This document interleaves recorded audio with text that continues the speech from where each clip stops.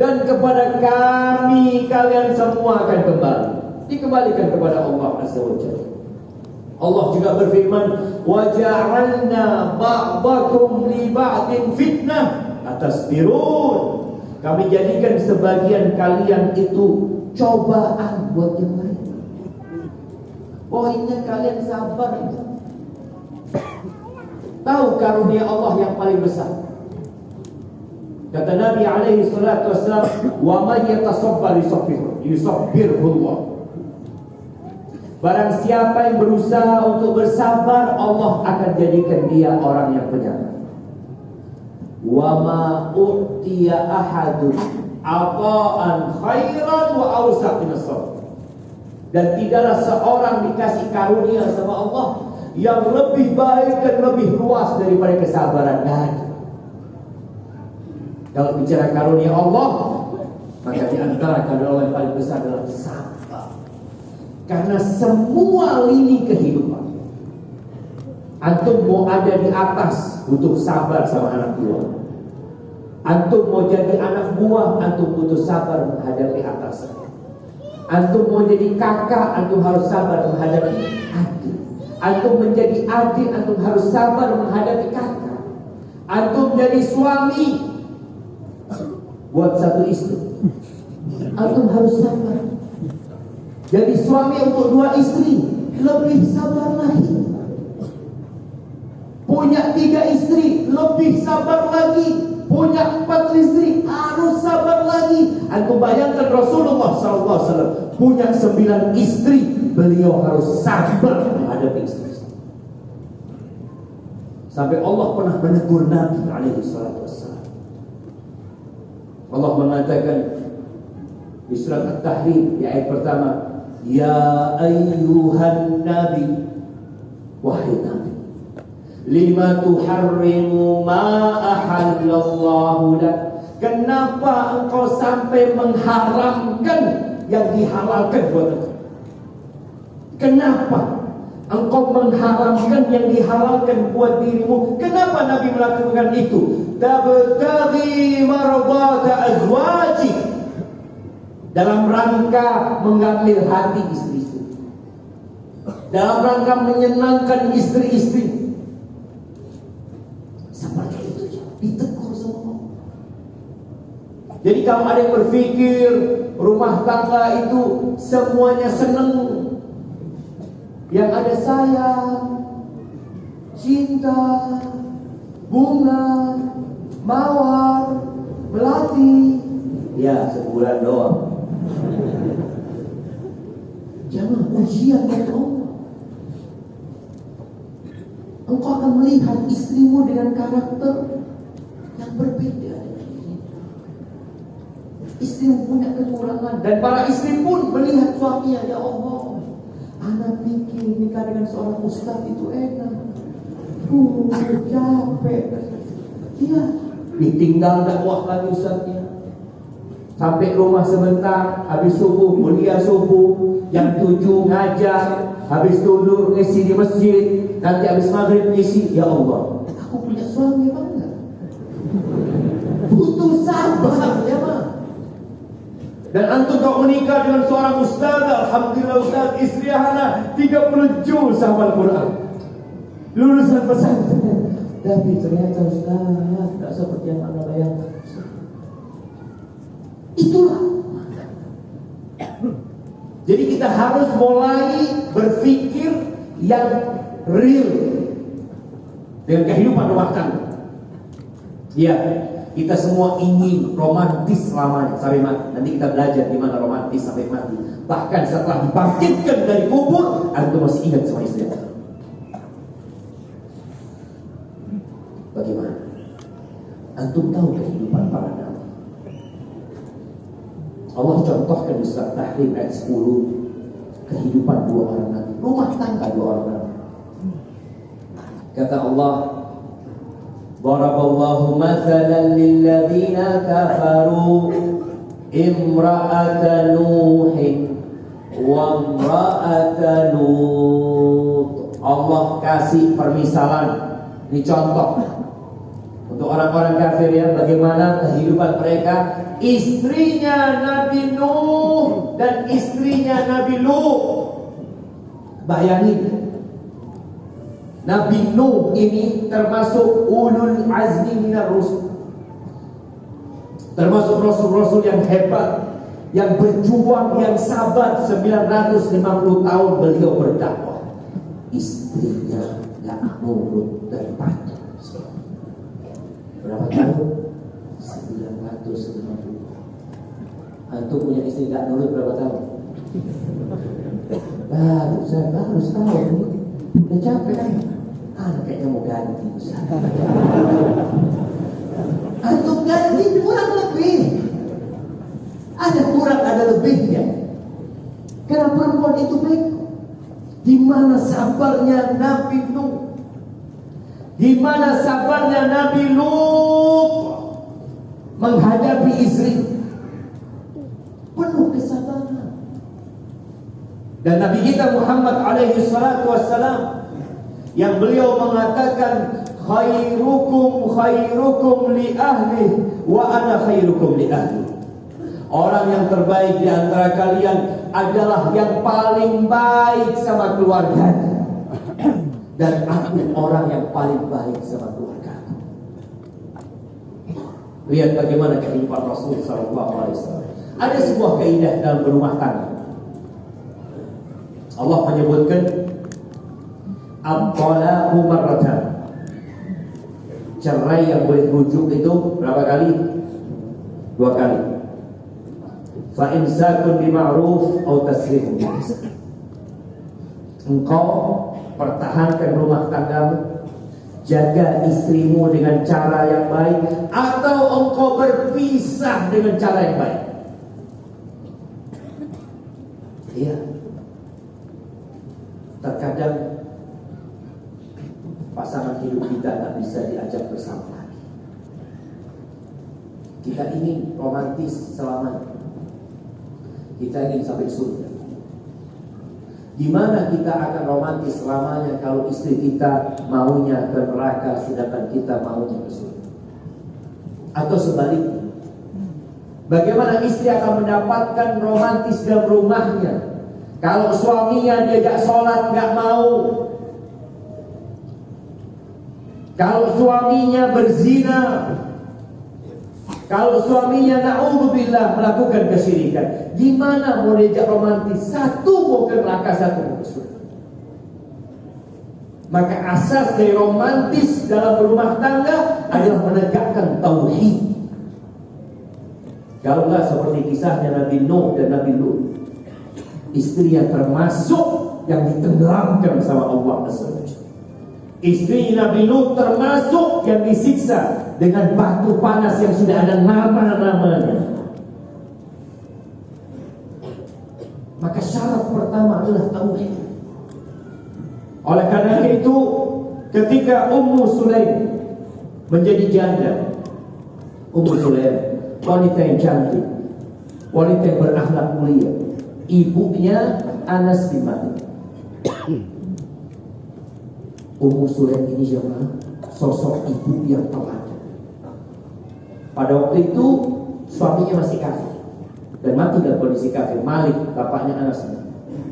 Ummu Sulaim ini ngajarin anaknya, qul la ilaha illallah, la ilaha illallah. Terus anaknya dididik untuk mengatakan la ilaha.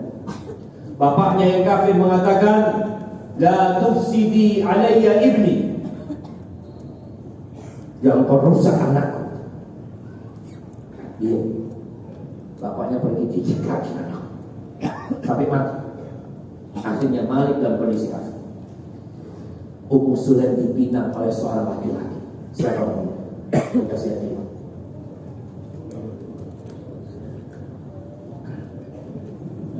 Hadiahnya mana jemaah? Mana panitia? Astagfirullahaladzim. Astagfirullahaladzim. Nah, siapa? Talha, kurang Abu Talha. Hadiah loh ya, alhamdulillah. Mari dia jangan lupa nanti minta sama siapa nama itu? Ahmad, Rahmat. Baik Rahmat, jangan pulang dulu sampai antum ketemu satu kuat. Baik, Abu Talha. Abu Talha. Oh Masya Allah, tak jualan untuk di masjid kan, tak boleh jualan. Masya Allah, ada kasih hadiah. Oh, kirim ke beliau. Oh, alhamdulillah satu Lukman dan datang lagi terus. Jazakallah khair. Baik jamaah rahimakumullah, datang Abu Talha melamar Ummu Sulaim. Halumma ya Ummu Sulaim ilal ahmar wal abyad. Ummu Sulaim, jadi suamiku, jadi istriku. Mau minta apa? Emas, perak. Engkau mau minta berapa mahar? Allahu Akbar jemaah. Di sini berapa maharnya biasanya? Hah? Berapa jemaah? Antum waktu nikah berapa? 75. Ada kasih aja deh. Paling enggak meringankan beban antum.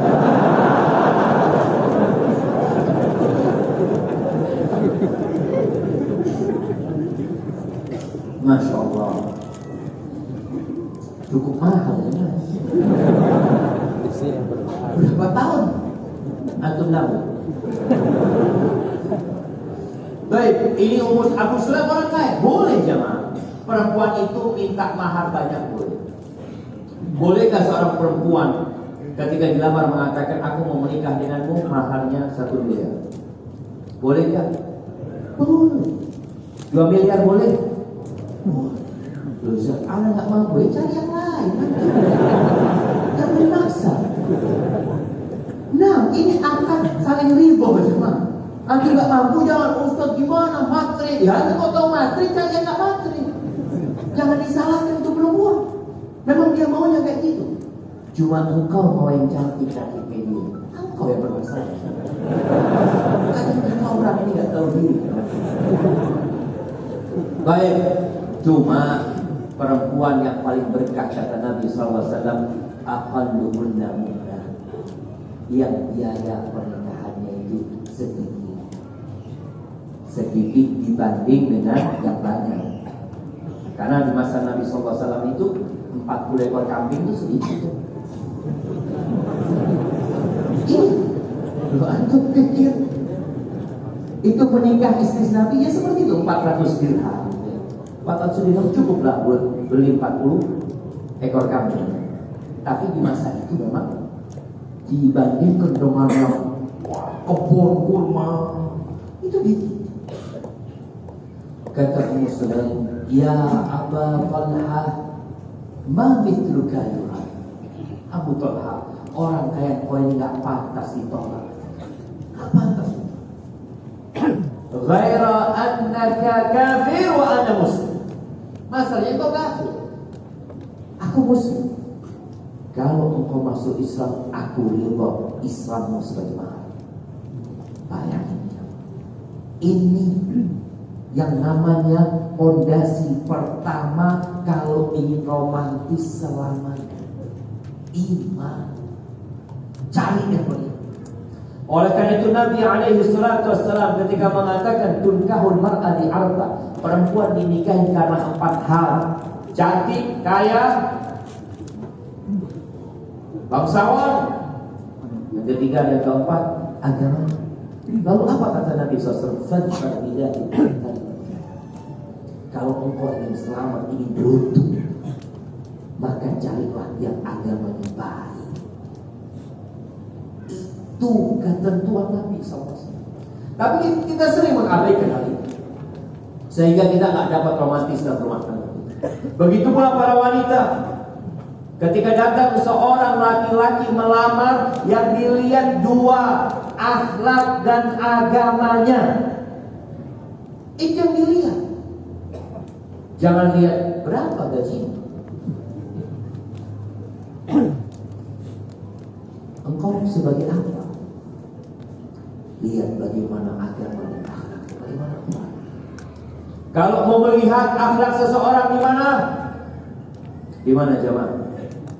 Di tempat kerjanya, bersama kawan-kawannya. Kalau di masjid, oh semua baik. Di masjid kita lihat agama, lihat akhlak di sini. Bisa. di rumahnya, bagaimana dia bersama orang tua, bagaimana dia dengan kakak dan adiknya, bagaimana dia dengan keponakannya.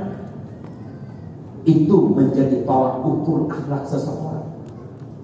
Bagaimana ketika dia bersama kawan-kawannya, bagaimana di tempat kerja, akhlak dan agama.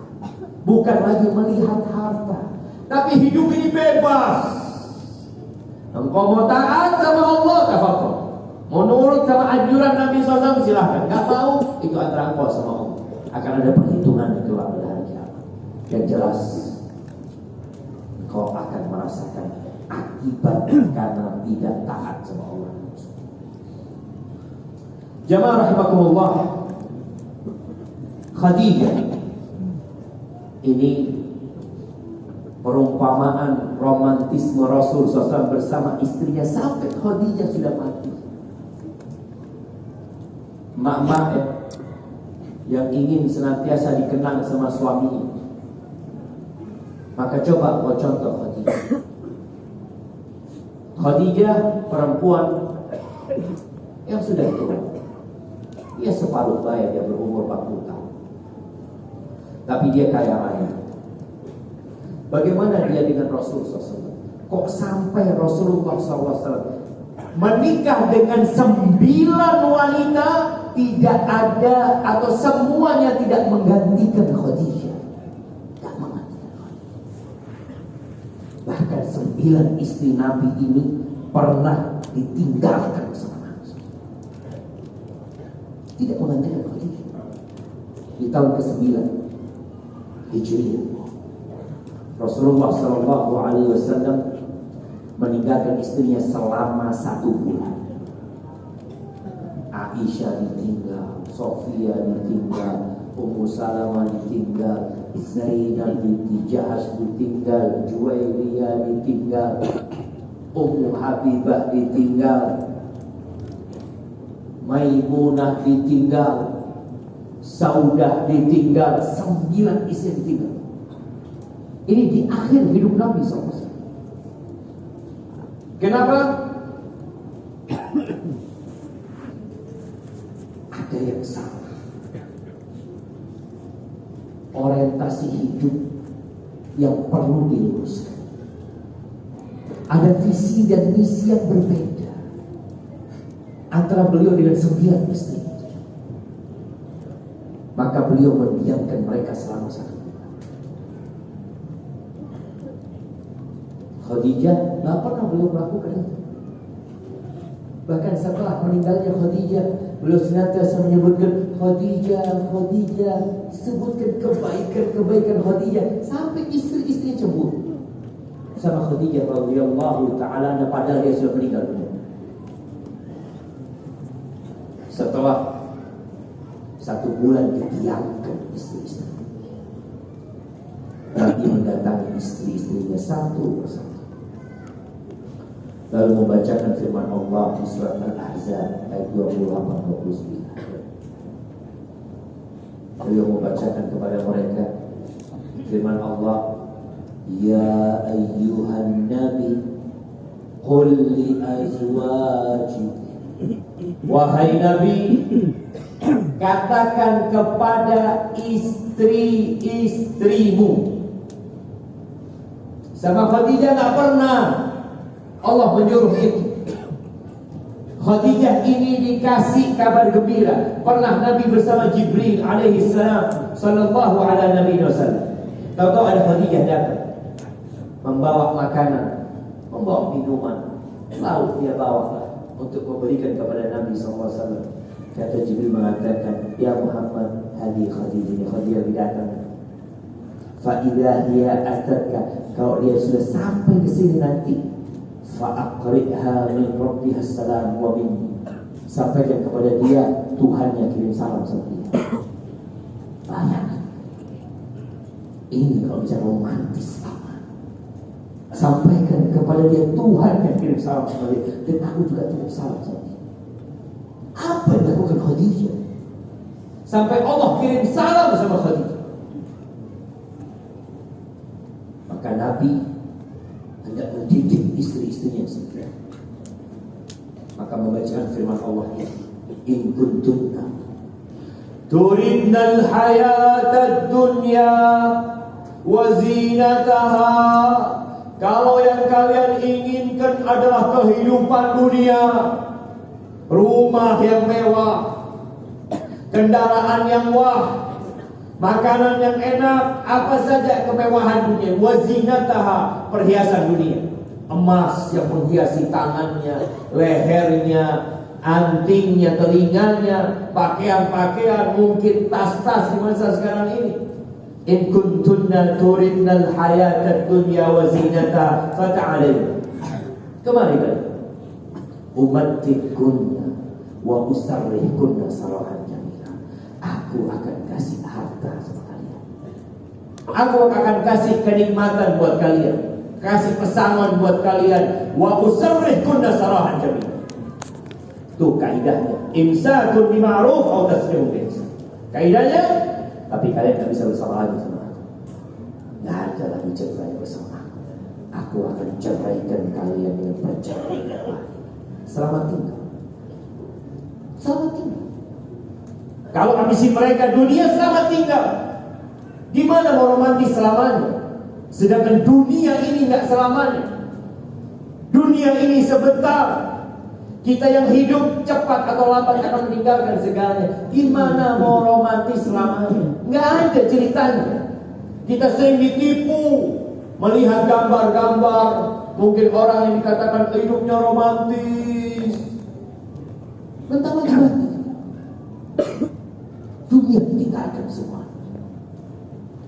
Maka udah, kalau ambisi kalian dunia, udah selamat tinggal. Nih, uang, selamat tinggal. Silakan lanjutkan hidupnya sendiri. Bersama tidak mungkin, kata Nabi SAW. Karena beda jalan.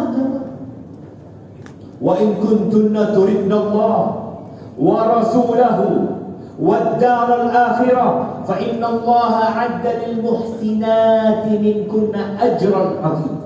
Kalau yang kalian inginkan Allah, la ilaha illallah. Ini pondasi pertama orang yang ingin romantis. La ilaha illallah. Yang dia cari hanya keridhaan Allah, yang dia inginkan hanya keridhaan Allah. Kenapa? Karena Allah yang punya semuanya. Walillahil akhiratu wal ula. Dunia ini milik Allah, akhirat milik Allah. Maka dia mencari keridhaan Allah. Rasul dicari keridhaan. Wadda dan kehidupan akhirat dan jadi ambisinya. Ya Allah jemaah, antum menjadi orang kaya di dunia berapa tahun sih? 70 tahun sudah sakit-sakit. Lihat orang kaya umurnya 80 tahun. Kebanyakan di antara mereka sudah tidak bisa menikmati dunia. Kolesterol, asam urat, apalagi diabetes. Maka jangan pernah berambisi untuk bersenang-senang di dunia. Hadhihi darul bala. Ini negeri bala. Kalau ambisinya akhirat, Allah sediakan buat orang-orang yang berbuat baik di antara kalian ajrun azim. Nabi datang ke Aisyah, dikasih pilihan Aisyah, kau silahkan musyawarah sama bapakmu dan ibu. Engkau mau bersamaku atau kita bisa? Kata Aisyah, aku musyawarah kepada orang tuaku dalam rangka memilihmu. Gak perlu ya Rasulullah, aku memilih Allah dan Rasul. Tapi nanti kalau istri-istri yang lain tanya, jangan kasih tahu. Ya tapi Nabi bersama dia aja. Istrinya enggak kasih tahu. Istri yang kedua, ketika semuanya memilih Allah dan Rasulnya. Dan itu perlu kesabaran. Nabi meninggal SAW. Istri Nabi gak boleh meninggal. Aisyah itu ditinggal mati ketika umurnya 17 tahun. Dia gak boleh nikah lagi. Dia hidup, kalau masa dia meninggal tahun 58 Hijriah. Berpuluh-puluh tahun dia hidup. Tidak mau nikah. Apa yang dilakukan Aisyah? Berpuasa sunnah. untuk menundukkan syahwat. Bahkan dikenal dia puasa dahar radhiyallahu ta'ala. Sepanjang tahun dia puasa kecuali di hari-hari yang dilarang. Maka jamaah rahimakumullah, Nabi alaihi salatu wassalam pernah berkata kepada Khadijah, Nabi ini baru pulang dari kuburan Baqi, selesai menguburkan jenazah. Itu juga selesai beliau pulang dari haji di tahun ke-10 awal 11 Hijriah. Beliau pulang dari Baqi sampai rumah, Aisyah mengatakan, wah, sakit kepalanya Aisyah, pusing. Lalu Nabi alaihissalam mengatakan kepada Aisyah, wa ana wa aku juga sakit kepala. Lalu Nabi berkata kepada Aisyah radhiyallahu taala anha, ya Aisyah, ma darraki law binti qabli. Wahai Aisyah, apa yang membahayakan kalau engkau mati sebelum aku? Fa ghassaltuki wa kaffantuki wa sallaitu alaiki. Gimana kalau engkau meninggal sebelum aku, kemudian aku yang akan memandikan, aku yang akan mengkafanimu, aku yang mensolatimu, dan aku yang menguburkan. Romantis nggak? Romantis nggak? Apa kata Aisyah? Wa ka'anni bika ya Rasulullah. Seakan-akan aku kebayang tuh setelah kau menguburkan aku, engkau pulang dan engkau kematian baru bersama istrimu di rumahku. Qad arrasta bi ba'di nisa'ika bi baiti. Iya, itu kecemburuan Aisyah. Tapi kita lihat bagaimana Rasulullah SAW menunjukkan dia peduli sama istrinya sampai ketika istrinya sudah meninggal. Maka tatkala Khadijah meninggal dunia, Rasulullah SAW senantiasa memohonkan ampun buat Khadijah radhiyallahu taala. Dan Nabi tetap memintakan ampun buat Aisyah radhiyallahu taala. Ketika Aisyah minta doa, Allahumma ighfir li Aisyah ma qaddamat wa ma akharat wa ma a'lanat wa ma asarrat. Ampuni buat Aisyah ini dosa-dosa dia yang lalu dan yang dia terang-terangan, ya, yang dia sembunyikan, yang dia sudah lakukan, mungkin dia juga yang akan melakukannya nantinya. Ampuni buat dia, didoakan minta ampun. Ini yang seharusnya rumah tangga itu berisi tauhid, permohonan kepada Allah Azza wa Jalla, dan menjaga hak-hak pasangan hidup. Jamaah, ketahuilah, tidaklah dua orang yang saling mencintai kemudian dipisahkan di antara keduanya illa bi dzambin ahdatsahu aw yuhdithuhu ahadun. Perpisahan itu karena dosa yang dilakukan oleh salah satu dari kedua. Antum pernah melihat dua orang partner kerja tahu-tahu pisah? Dua orang yang bersahabat tahu-tahu pisah? Dua orang yang kemana-mana bareng, usaha bareng, kajian bareng, tahu-tahu mereka tidak saling bertegur sapa. Apa sebabnya? Dosa. Allah mengatakan, wa ma asabakum min musibatin fabima kasabat aydikum wa ya'fu 'an katsir. Jadi romantis itu meninggalkan dosa. Bukan romantis antum ingin dilihat orang kemudian melakukan dosa, enggak. Tidak ada satupun musibah yang menimpa kalian melainkan karena perbuatan tangan. Wa ya'fu 'an katsir, dan banyak yang dimaafkan sama Allah Azza wa Jalla. Kalau setiap kali kita berbuat dosa dikasih adab dalam rumah tangga kita berantakan gitu. Selesai. Dan Anda merasakan bagaimana dosa-dosa itu membuat keributan di dalam rumah tangga. Kadang-kala Anda melihat istri Anda yang biasa nurut, tahu-tahu dia nggak nurut. Anda berpikir, ya Allah, aku kayaknya berdosa. Jadi ketika aku mendapatkan satu perubahan sikap di istri aku, boleh jadi karena dosa. Kita lebih sering menyalahkan orang lain. Kita suka menunjuk orang lain. Kita lupa bahwa tatkala kita menunjuk orang lain, ada 3 jari yang menunjuk kepada kita. Engkau harus introspeksi diri. Belum? Nah? Kita dengarkan azan dulu ya. Mamanya untuk meninggalkan dosa, khususnya dosa-dosa tatkala sendirian. Itu berdampak buruk buat kita di dunia dan di akhirat. Itu yang menyebabkan kita tidak mati husnul khotimah. Kalau antum mau menyembunyikan sesuatu, sembunyikan amal soleh antum dari istri. Dari istri.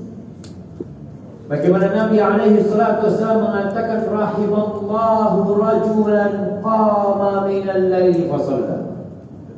Allah merahmati seorang laki-laki yang bangun di malam hari sholat. Sholat Allahu Akbar. Istrinya tidur.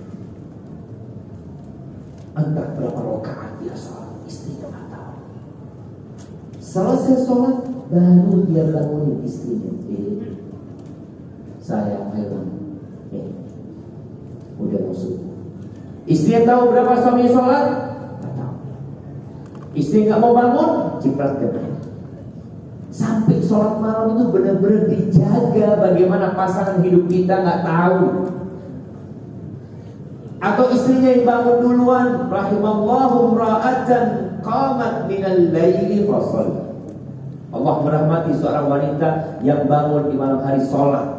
Sholat dia 2 rakaat, dia berdoa 2 rakaat lagi. Mungkin dia sholat 5 rakaat, mungkin dia sholat 7 rakaat. Suaminya tak tahu. Selesai dia sholat, baru dia bangunkan suaminya. Kak, bang, ayo kita subuh. Mau sholat malam, nggak mau bangun suami cipratkan air. Mungkin cipratkan air jemaah, nggak berantem sama istri. Ya, yang ingin romantis selamanya nggak ada. Tapi mungkin sekarang tak perlu cipratkan air. Kalau mungkin takut membuat dia ribut, atau bikin kopi. Dan kopinya udah jadi. Bismillah. Minum dia kopi. Sholat nggak mampu cuma. Ini masalah ya. Jaga. Kalau engkau kepingin punya sesuatu yang tersembunyi, maka jangan dosa. Usahakan amal saleh. Ada ucapan seorang sahabat Zubair yang mengatakan, liyakun li ahadikum khirun min amalin saleh. Kalau bisa setiap orang itu punya amal soleh yang tersembunyi. Ahibati billah, dalam kehidupan rumah tangga ada sebuah dosa besar yang sebagian orang itu menganggapnya biasa. Anda kepingin hadis ini sampai kepada kawan-kawan Anda. Anda pernah isi kajian di sebuah lembaga, dia ngomong, Ustaz, ini zat kawan-kawan Anda, saya tahu pagi hari dia cerita tadi malam sama istrinya gini gitu macam-macam. Yang perempuan juga kadang-kadang kayak gitu. Kata Rasul sallallahu alaihi wasallam dalam hadis riwayat Imam Muslim, inna min asyarrin nasi 'indallahi manzilatan yaumal qiyamah. Sesungguhnya termasuk orang yang paling buruk kedudukannya di sisi Allah pada hari kiamat. Siapa? Ar-rajulu yufdi ila imra'atihi wa tufdi ilayhi thumma yanshuru sirrahu. Ini suami menghubungi istrinya, istri menghubungi suaminya, lalu sang suami menceritakan rahasia itu. Cerita sama kawan. Ini Kesempatan lain Nabi SAW mencontohkan seperti setan laki, setan jantan ketemu setan betina, kemudian dihubungi jalan. Itu kalau antum menceritakan hubungan di atas ranjang kepada orang lain. Antum mungkin mau berbangga-banggaan, nah, jangan. Antum di hari kiamat mungkin gak ketemu sama istri antum. Ya terus saja. Kemudian ahibati fillah, kalau tadi kita baca kehidupan rumah tangga itu bala ujian dari Allah Azza wa Jalla, antum harus menerima kekurangan pasangan itu. Lihatlah kepada kelebihan dan jangan fokus kepada kekurangan. Semua punya kekurangan. Kata Nabi SAW, la yafraq mu'minul mu'minah. Gak boleh seorang laki-laki yang beriman, tetap fondasi pertama iman. Fondasi pertama untuk romantis adalah tauhid. La yafraq mu'min, kalau kau beriman, jangan benci istri beliau. In kariha minha khuluqan radiya minha. Kalau engkau benci dengan beberapa perilaku dia, bukankah ada perilaku lain yang baik yang menyebabkan engkau mau meminang dia, engkau mau hidup sama dia? Ada kelebihan istri kita, lihat kepada kelebihannya. Dan juga seperti itu seorang wanita, terimalah suamimu apa adanya. Kalau engkau ingin bersama suamimu sampai surga. Karena kebanyakan wanita itu di neraka. Gara-gara apa? Dia fokus kepada kekurangan suami. Sampai kata Nabi SAW, "Lau ahsanta ila ihdahunna dahr." Kalau engkau berbuat baik sepanjang tahun kepada istrimu, thumma ra'at minka syai'an, lalu dia mendapatimu melakukan sesuatu yang tidak menyenangkan hati dia, apa kata perempuan ini? Ma ra'aitu minka khairan qat. Aku enggak pernah melihat engkau menyenangkan hatiku sama sekali. Wah, setahun enggak ada. Ana baru salah satu. Iya, salah semua. Dari dulu iya salah. Wah, itu perempuan kayak gitu. Lihat kepada kelebihan, jangan lihat kepada kekurangan. Nggak akan bisa kita jamaah mencari pasangan hidup yang sempurna nanti di surga. Di sini semua penuh dengan kekurangan. Maka fokus melihat kepada kelebihan. Wa ashiruhunna bil ma'ruf, kata Allah. Bergaulah istri-istri kalian dengan cara yang patuh, yang ma'ruf, yang penuh dengan kebaikan. Fa in karihtumuhunna, kalau kalian benci sama mereka, ceraikan, pulangkan kepada orang tua. Nah, sabar. Sabar. Fa asa an takrahu syai'an wa yaj'alallahu fihi khairan katsiran. Boleh jadi yang kalian benci itu, istri yang benci, Allah jadikan banyak kebaikan di sana. Allah jangan ada kisah seorang perempuan 6 tahun dia menikah, sering dizalimin sama suami, kadang-kadang dipukul sama suami. Sabar ya, terus dia melayani suami, terus dia mendoakan suami, dan dia tanya sama saya, kok sabar? Terus setelah 6 tahun, sekarang sudah 11 tahun, 13 tahun ya menikah. Syekh setelah 6 tahun suamiku Syekh jadi orang yang baik sekali. Bahkan suamiku itu seperti cincin di tanganku. Mau dilepas, lepas. Waktu habis. Kok bisa habis waktu? Belum ada saya jawab nih. Gak ada saya jawab. Udah pintar semuanya.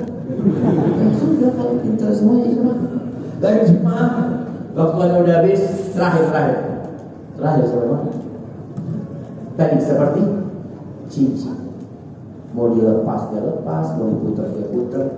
Suaminya jadi lelaki yang baik sekali. Intinya hidup ini butuh sabar. Kau sebagai seorang suami menghadapi peristiwa, sabar. Mudah-mudahan dia berubah menjadi orang yang lebih baik. Sambil dikasih nasihat. Dan engkau sebagai istri sabar, boleh jadi suamimu bentar lagi dia kasih hidayah. Maka terus berdoa memohon kepada Allah Azza wa Jalla. Itu yang dapat saya sampaikan. Kurang lebihnya mohon maaf ya, Anda pikir kita kajian sampai jam 9 ya, tapi ternyata sudah cukup.